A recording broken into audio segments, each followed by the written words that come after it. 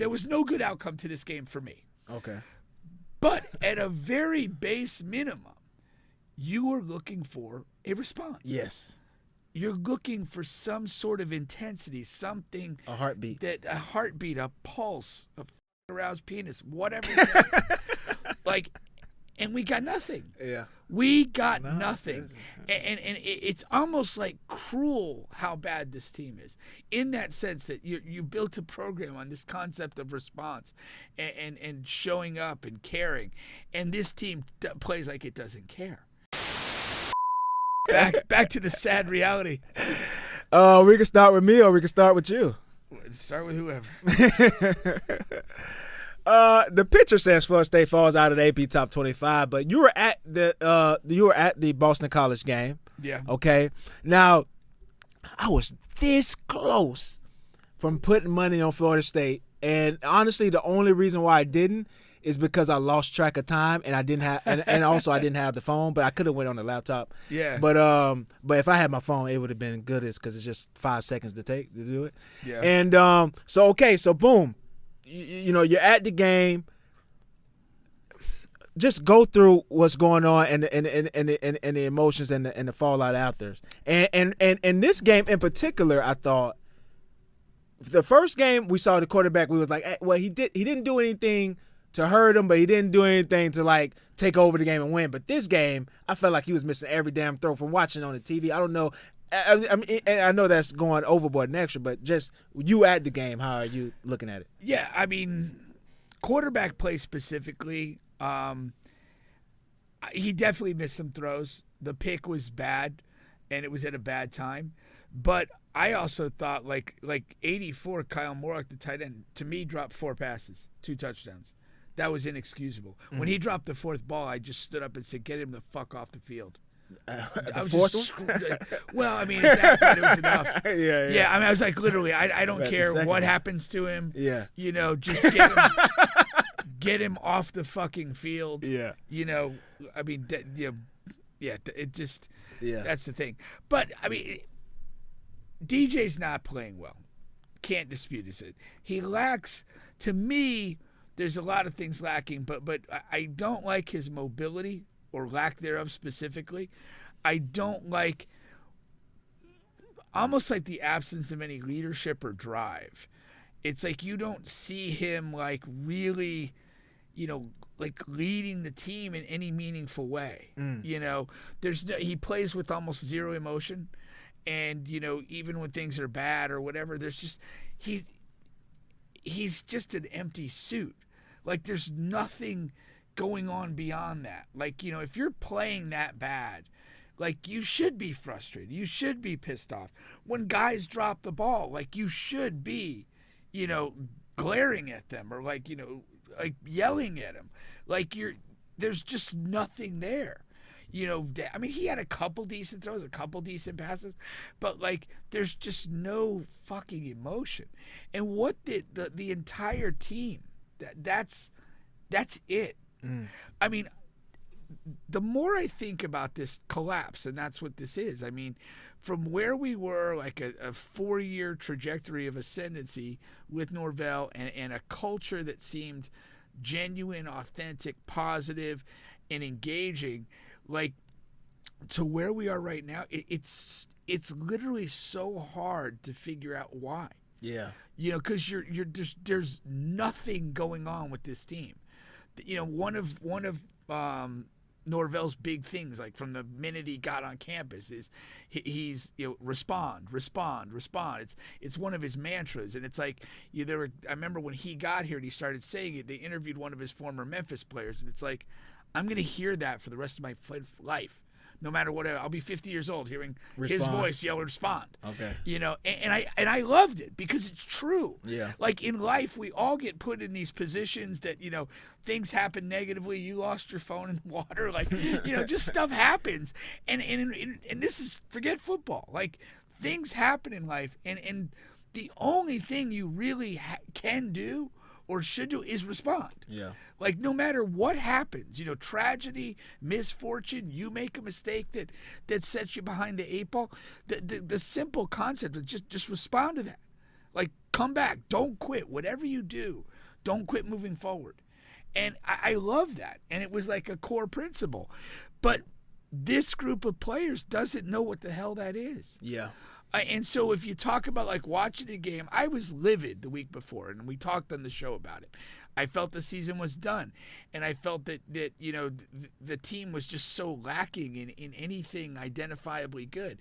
And so I went to this game in a very negative frame of mind. I was like, if you lose, you're fucking dog shit. If you win, where the fuck were you last week when it mattered? Yeah. There was no good outcome to this game for me. Okay. But at a very base minimum, you are looking for a response. Yes. You're looking for some sort of intensity, something. A heartbeat. A heartbeat, a pulse, a fucking aroused penis, whatever. Like, and we got nothing. Yeah. We got nothing. And it's almost like cruel how bad this team is, in that sense that you built a program on this concept of response and showing up and caring. And this team plays like it doesn't care. And so at 14-0, I was ready to leave. Yeah, who cares that I drove 4 hours to get up there? Who cares what I spent on tickets? Who cares whatever? Yeah, no. I did not fucking care because clearly the 85 guys in uniform didn't care. Yeah. And so fuck them all. That's where I'm at. Now, when I talk about the cruelty and the lack of response, literally any time that the team generated a positive play, we had a couple of TFLs. We had one touchdown. We had one punt that went out of bounds at about the 4-yard line. In every single circumstance, we allowed the other team to make an immediate play for them to respond. You know, we had the punt. We backed them up. First play out of scrimmage. And again, you're in a college stadium on the road. Your fans get a little fired up. It could be a little whatever. We let off a 12 or 15-yard play. Now they're out of trouble. Playbook's back open. Let's go. We scored the touchdown, make it a 1-score game in the third quarter. Then we surrender a long touchdown drive. It's every single time you have a chance to do something. I almost just started like laughing on third downs because you just knew they're going to get it. They started the game, I think it was 6 for 7 on third down. Yikes. Our first 3 possessions were 3 and out. In the middle of the second quarter, we were down 14-0 and had run 9 offensive plays with 0 first downs. Wow. That's where you are as a football team. That's ridiculous. Yeah. I mean, it's just absolutely absurd. And I don't know, where you go from here because it's that bad. You're going to cobble through the schedule or whatever. There's a massive movement. I mean, when he threw the pick in the third quarter on the first possession, everybody started chanting for the backup, who I don't know whether he can play or not. I mean, he played the 2 games at the end of the year, but like you're so disgusted by what you're seeing, you're just hoping the other guy can't possibly be this bad. But you guys are in a tougher situation. I don't think you could pull DJ that early. Season. I just don't think. I talked to a lot of people about that. I don't think Norvell was ready to make that decision in that game. Now, if they had gone up 3 scores with still some time to play, if they went up 3 scores at the beginning of the fourth quarter, I think he could have put another guy in and just kind of said lost cause, didn't want to get anybody hurt, we'll regroup. But at the same time, seeing what this guy got. Yeah, but there was a cruel reality to that game in that it was never more than 2 scores. And so literally until the closing minutes, hey, if we get a score, whatever, onside kick, get a stop, and we can score again. Maybe we steal the game. Yeah. That was a certain reality that you had to deal with. So we have a bye week, so we're not playing this week. And again, it's one of these things that you're gonna, what do we do with this? Now, here's another thing that I think in contemporary college football, I don't know the dollar amount, but I have to feel that some sort of significant financial commitment was made to DJ to play. And so in some level, you're not just saying, well, I'm going to just dump the quarterback and go with the younger guy. There's a financial consequence to that, or financial consideration. Like, do you really want to, pay whatever it is for 2 games of football. Like, I don't know, and you kind of have to. What I'm saying is it becomes a part of the decision-making matrix. It has to be. And it has to become a part of it. he may have the balls. And again, to me, I almost feel like you just literally drop all the older guys who are not draftable. Like drop DJ, drop Roydell Williams, drop anybody that's very few people are performing, to be fair. But there's nothing to come from those guys. They're like seniors. They're gone anyway. They have no investment in the future. But you after just 2 games, you're ready to just pull the entire plug. Like, your season's over. Like, what are you going to do? What are you going to sell? You can still become bowl eligible. Who cares? Maybe you can become bowl eligible by playing with younger guys who give a shit and who care. Because the problem is, the more you lose, the more these guys check out. Yeah. And so what I'm That's saying, the reality of what college you can sell. Not literally, but you sell opportunity to young guys who are presumably hungry to play. And then you sell the future to the fan base. And then you sell the future to the fan base. That's what you got. But there's a scenario. I mean, if you asked me after the first week, and my cousin did, I don't think Norvell gets fired. No, hell no. No, but I've changed my opinion on that. I genuinely feel that if we don't get to 6 wins, I think it's very much in play for him to be fired. Nah, that's going overboard. It's not. I think it's not. I'll put it this way: unless there would have to be like a prime candidate that coveted and that wants to go to Florida State for that to happen. Like as far as the available people now, no. College football it's a different animal. You have to be able to sell. And if you're 4 or 5 wins, 3, 4 wins, you have nothing to sell. And what you're going to have is you're going to have your recruiting class fall apart. You're not necessarily going to be a hot transfer destination. I mean, there's a momentum to the program. We had it, 8 months ago, and now we don't have any of it. Yeah. And that's the reality. So I don't know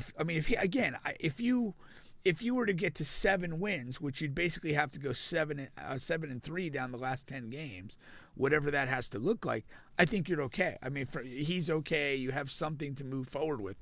But if it drops that badly, and again, you look at it the other way, it's year 5.